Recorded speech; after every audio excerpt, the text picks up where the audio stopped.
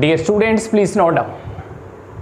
The notes of today's lecture are available in the description of video. Please download your notes. Dear students, today we will clear mechanism of exchange of gases. Note down, mechanism of exchange of gases. It is a topic of human respiration. And this topic it is an important topic for BSc second year 4th semester students, NEET students as well as all competitive exam students. In today's lecture we will clear mechanism of exchange of gases in our body. This exchange of gases occurs in two steps. First one is exchange of gases occurs between lung alveolus and blood. This one is named external respiration.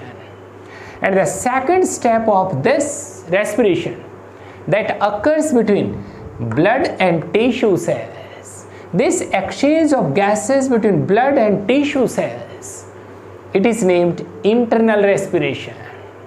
Dear students, as we know, in our lungs, the structural and functional units are lung alveoli.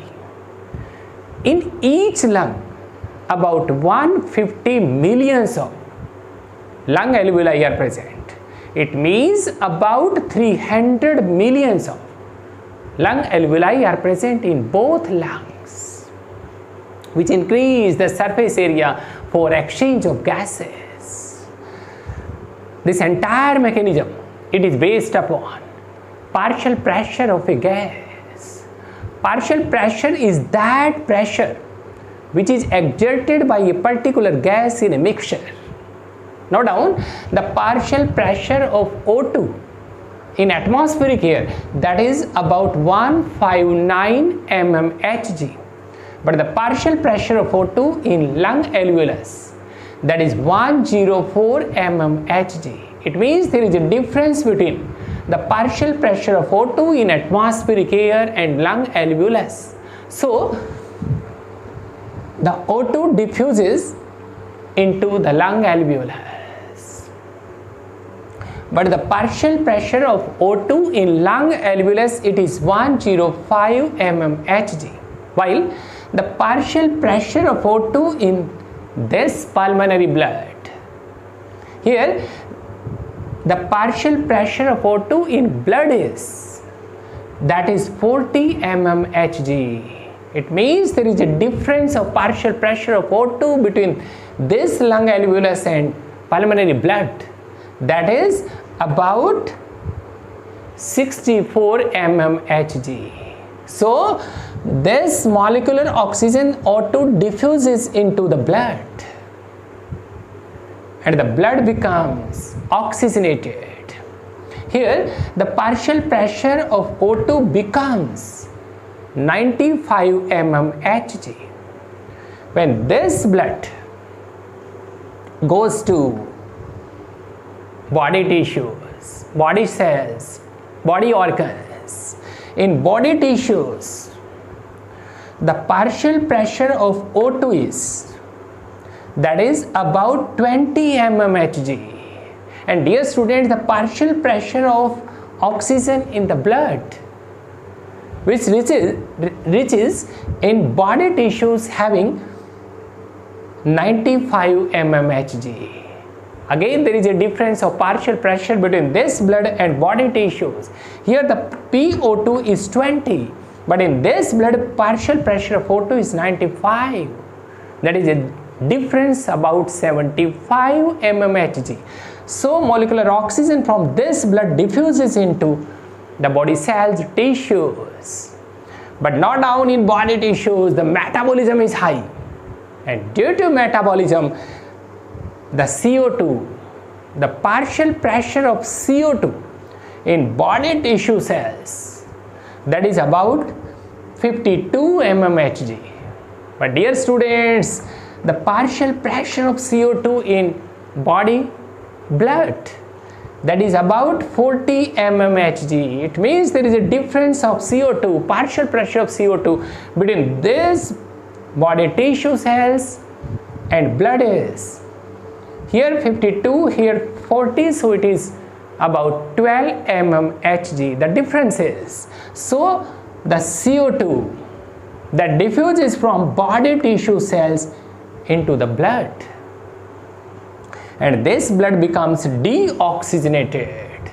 Here partial pressure of CO2 becomes 46 mmHg. When this blood, deoxygenated blood, reaches to lungs, then the partial pressure of CO2 here 46, but in lung alveolus partial pressure of CO2 that is 40. Again there is a difference of 6 mmHg. So this CO2 from blood diffuses into lung alveolus, and in lung alveolus partial pressure of CO2 is 40, but here in atmospheric air, in this atmospheric air, the partial pressure is 0.3 mmHg. So this CO2 diffuses out. Dear students, this entire process depends upon the partial pressure.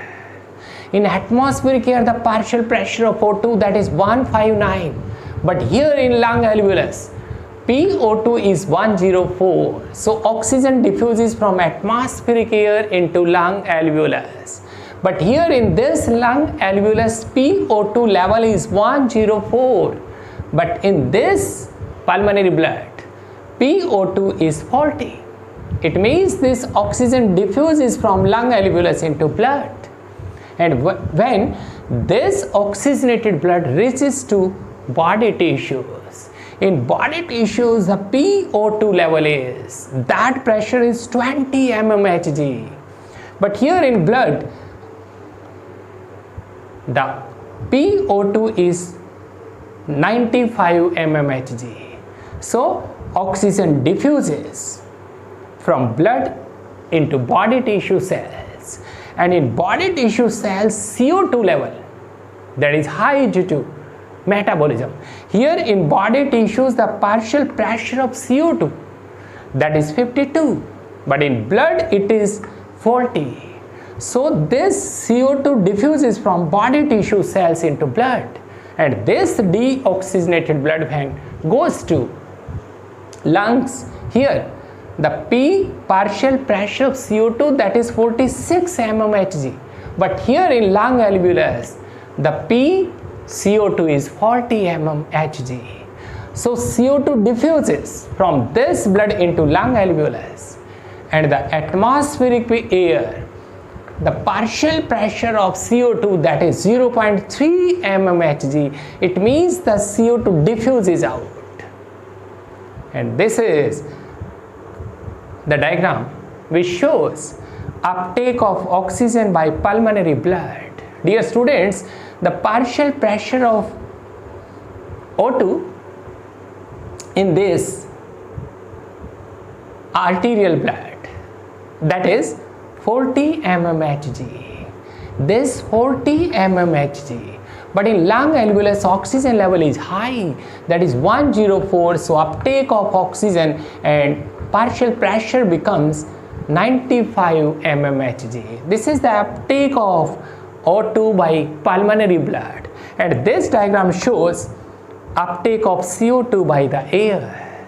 Here at arterial end, this one is arterial end, the partial pressure of CO2 that is 46 mmHg, and when this blood goes to lungs, here automatically CO2 diffuses out in lung alveolus, and its value becomes 40 mmHg.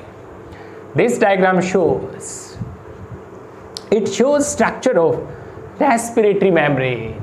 Dear students, it is the ultrastructure of respiratory membrane that involves lung alveolar membrane and blood capillary membrane, and this respiratory membrane means it is alveolar capillary membrane. Its components are, this one is, it is a layer of fluid and surfactant layer. Here the surfactant is lecithin a phospholipid layer that reduce surface tension. The second component of this respiratory membrane, that is, this is epithelium of lung alveolus, and this epithelium always rests on a basement membrane. This is the structure of endothelium of blood capillary. Note down, and between this lung alveolus and blood capillary endothelium there is a space, and this space gap is interstitial space. The next component is basement membrane of blood capillary membrane, and this is endothelium of blood capillary, and this is the diagram of erythrocyte, RBC. It means exchange occurs between lung alveolus and erythrocytes. This is all about mechanism of exchange of gases, and this entire step is divided into two parts.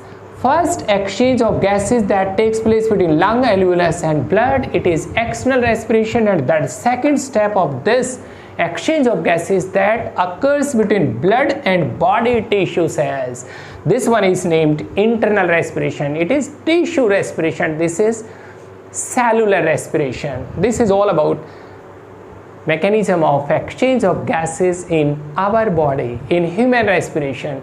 Dear students, in tomorrow's lecture we will discuss